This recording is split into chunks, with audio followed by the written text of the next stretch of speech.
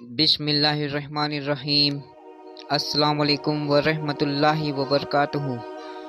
یہ دنیا اور یہاں کی زندگی خوشی اور غم دونوں کا مجموعہ ہے۔ اس دنیا میں زندگی گزارتے ہوئے ہمیں بہت بار کامیابیاں حاصل ہوتی ہیں اور ہم خوش ہوتے ہیں، جبکہ کئی بار ایسا بھی ہوتا ہے کہ ہم ناکام ہو جائیں اور اس وقت ہمیں ناخوشی اور غم سے دوچار ہونا پڑتا ہے۔ دنیا میں ایک بھی انسان ایسا نہیں پایا جاتا جس کی ساری زندگی آرام و آسائش اور خوشحالی میں بسر ہو رہی ہو۔ ہر کسی کے ساتھ کچھ اچھا بھی ہوتا ہے اور کچھ برا بھی۔ کبھی اس کے ساتھ کوئی خوشگوار واقعہ رونما ہوتا ہے، جبکہ کبھی برا اور تکلیف دہ واقعہ رونما ہو جاتا ہے۔ اسی طرح اس کی زندگی کی کشتی کنارے لگ جاتی ہے اور اس کی موت کا وقت آ پہنچتا ہے۔ اللہ کا یہی نظام ہے اور اس طرح سے اپنے بندوں کو، اس کے صبر و ضبط کو، اس کے ایمان کی مضبوطی و قوت کو آزماتا ہے۔ چنانچہ دیکھنے میں آتا ہے کہ بعض دفعہ مصائب سے گھبرا کر انسان برے راستے پر چل پڑتا ہے اور صبر و استقامت کا دامن ہاتھ سے چھوڑ دیتا ہے، جبکہ کچھ ایسے بندے بھی ہوتے ہیں جو زندگی میں پیش آنے والے تمام تر حادثات واقعات کو من جانب اللہ سمجھتے ہوئے اس کی قدرت پر بھروسہ کیے رکھتے ہیں اور کوشش میں مصروف رہتے ہیں تاکہ اللہ تعالیٰ جائز راستے سے عزت و دولت اور کامیابی عطا فرما دیتا ہے۔ یہ ایک تکوینی نظام ہے جو اسی وقت سے جاری و ساری ہے جب سے اس روئے زمین پر انسانوں کا وجود ہے۔ پھر جو لوگ دنیا میں صبر و ہمت کا مظاہرہ کرتے ہوئے مصیبت کے دن کاٹتے اور اللہ تعالیٰ پر اپنے ایمان یقین میں تزلزل نہیں آنے دیتے، ان کے لیے دنیا کے ساتھ آخرت میں بھی بہت اچھا بدلہ ہوگا۔ ارشاد باری تعالیٰ ہے، یہ وہ دن ہے کہ جس میں سچے لوگوں کو ان کی سچائی کا فائدہ ملے گا اور ان کے لیے ایسے باغات ہوں گے جن کے نیچے سے نہریں جاری ہوں گی اور وہ ان باغات میں ہمیشہ رہیں گے۔ اللہ بھی ان سے راضی ہوگا اور وہ بھی اللہ سے راضی ہوں گے۔ یہ بڑی کامیابی ہے۔ دوسری جگہ اللہ پاک فرماتا ہے، اللہ تعالیٰ نے ایمان والے مردوں اور عورتوں کے لیے ایسے باغات تیار کر رکھے ہیں جن کے نیچے سے نہریں جاری ہوں گی، جہاں وہ ہمیشہ رہیں گے اور عمدہ ٹھکانے ہوں گے۔ باغ عدن، یہ ہے اللہ کی تھوڑی خوشنودی بھی بڑی چیز ہے۔ یہی ہے بڑی کامیابی۔ حضرت عباس بن عبد المطلب رضی اللہ عنہ سے مروی ہے کہ انہوں نے اللہ کے رسول صلی اللہ علیہ وسلم سے ارشاد فرماتے ہوئے سنا، اس شخص نے ایمان کا ذائقہ چکھ لیا جس نے اللہ کو اپنا رب، اسلام کو اپنا مذہب اور محمد مصطفیٰ صلی اللہ علیہ وسلم کو اپنا نبی مان لیا۔ مطلب یہ ہے کہ ایسا بندہ جو زندگی کے ہر موڑ پر اپنے خدا اور رسول کی حقانیت، صداقت اور غیر متزلزل یقین رکھتا ہے، اسے ایمان کی حلاوت اور شیرینی ضرور محسوس ہوگی۔ حضرت ابو سعید خدری رضی اللہ تعالی عنہ سے مروی ہے کہ اللہ کے رسول صلی اللہ علیہ وسلم نے فرمایا، جس شخص نے یہ کہا کہ میں اللہ کے رب ہونے پر، اسلام کے سچا مذہب ہونے پر اور حضرت محمد مصطفیٰ صلی اللہ تعالی علیہ وسلم کے سچے نبی ہونے پر راضی ہوں، تو وہ یقیناً جنت میں جائے گا۔ بندے کا اپنے معبود سے راضی رہنا اس کے اعمال صالحہ کی قبولیت کا عنوان اور ساری خوش بختیوں کا دروازہ ہے۔ یہ در حقیقت محبت الہی کا نتیجہ ہے اور ایسا تبھی ہوتا ہے جب بندہ قضاء و قدر پر یقین رکھتا ہو اور اسے تسلیم بھی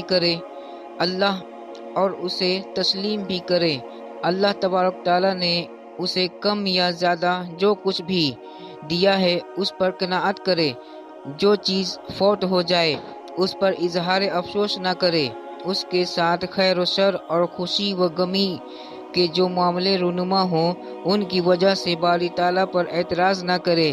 اسے یہ بھی یقین ہو کسی بھی معاملے میں اللہ تبارک تعالیٰ کی تدبیر اس کی تدبیر سے بہتر ہے۔ اللہ تعالیٰ نے جس چیز کا اس کے لیے فیصلہ کیا ہے وہ اس کے اپنے پلان اور منصوبے سے بہتر ہے۔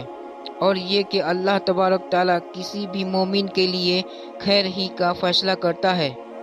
البتہ اللہ سے خوش رہنے کے لیے یہ شرط نہیں کہ آنے والی مصیبتوں اور پریشانیوں کا بندے کو احساس بھی نہ ہو، بلکہ شرط صرف یہ ہے کہ وہ اللہ کے فیصلے پر حرف زنی نہ کرے اور اس سے اپنی ناراضگی کا اظہار نہ کرے کہ جب آپ صلی اللہ علیہ وسلم کے صاحبزادے حضرت ابراہیم رضی اللہ عنہ کی وفات ہو گئی تو وہ بہت ہی غمزدہ تھے۔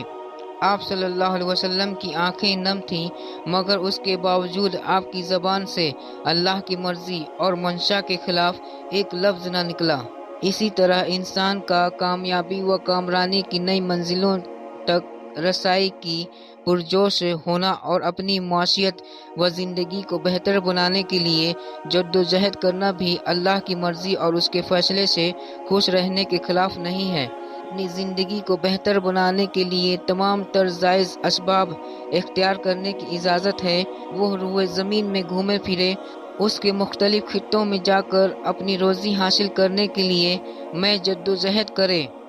یہ سب کرنے کے بعد اس کے لیے ضروری ہے کہ جو کچھ بھی اسے ملا ہے اس کو خوش دلی سے قبول کرے اور اللہ کے فیصلے اور اس کی تفسیر پر راضی رہے۔ اللہ تبارک تعالیٰ سے راضی ہونا یہ عمل قلب ہے۔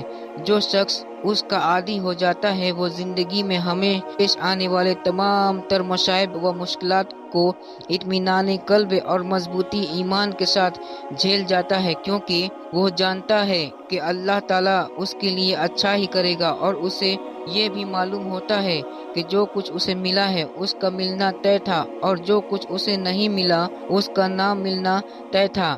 باقی دنیا میں رزق وغیرہ کے حصول کی جو راہیں ہیں وہ بس ذرائع ہیں۔ دینے والی ذات تو صرف اور صرف اللہ تبارک تعالیٰ کی ہے۔ اللہ تبارک تعالیٰ کسی بندے کو کامیاب کرنے پر آمادہ ہو جائے تو پھر دنیا کی طاقت و قوت اسے ناکام نہیں کر سکتی۔ اسی طرح اگر اللہ تعالیٰ کسی بندے کو ناکامی سے دوچار کرنا چاہے تو دنیا بھر کے طاقتور انسان مل کر بھی اسے کامیاب نہیں بنا سکتے۔ اس لیے ہمیں ہر حال میں ہمت اور زندگی کے ہر موڑ پر بھروسہ، توکل اور یقین اور اعتماد صرف اور صرف اللہ کی ذات پر رکھنا چاہیے۔ اسلام نے اس کی اجازت دی ہے کہ ہم کامیابی، رزق اور خوش بختی کے حصول کے لیے ظاہری اسباب ذرائع اختیار کریں، مگر ان اسباب کو اصل مان کر اللہ تعالیٰ کی ذات سے بے نیاز ہو جانا، ناکامی اور مصیبت کے موقع پر گھبرا کر اللہ تعالیٰ کی ذات کو قصوروار ٹھہرانا اور اس کے تئیں بے اطمینانی و بے یقینی کی کیفیت کا اظہار کرنا ہماری دنیا و عاقبت دونوں کے لیے نہایت ہی برا ہے۔ ہماری یہ ذہنی کیفیت ہمارے عقیدہ و ایمان پر اثر انداز ہو سکتی ہے۔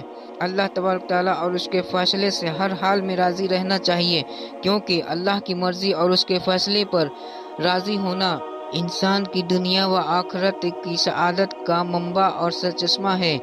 راضی رہنے سے محبت الہی، اس کی رضامندی اور اس کی ناراضگی سے بچنے کا جذبہ پیدا ہوتا ہے۔